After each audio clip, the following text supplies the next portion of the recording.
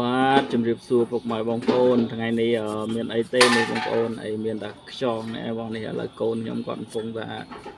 អង្គុយដោះខ្យងអញ្ចឹងណាបងប្អូនហើយឥឡូវបងប្អូនមើលឃើញអត់បងប្អូនឃើញខ្យងអត់បងប្អូនអូបាទឥឡូវនេះកូនខ្ញុំគាត់កំពុងតែអង្គុយដោះបងប្អូនមើលធំបងប្អូនហើយខ្យងនេះដែរ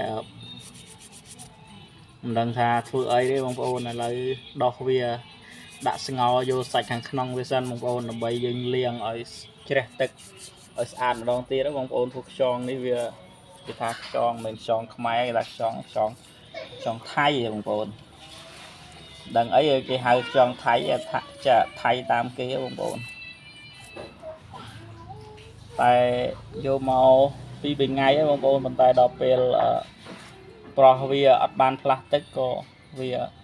អត់សូវល្អបងប្អូនហើយវាងាប់ខ្លះអីខ្លះអញ្ចឹងដល់ពេលអញ្ចឹងក៏ខ្ញុំរើសយកល្អមកហើយក៏ឲ្យកូនគាត់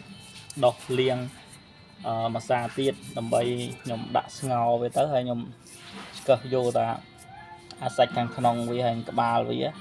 ហើយនឹងលាងច្បាច់អំបិលម្សៅទៀតបងប្អូនដើម្បីឲ្យវាស្អាតកុំឲ្យវានេះអញ្ចឹងណាហើយថ្ងៃនេះដែរប្រហែលជាចង់យកវាមកឆាក្តៅសាក់មើលបងប្អូនវាមានរសជាតិមិនដែរបងប្អូន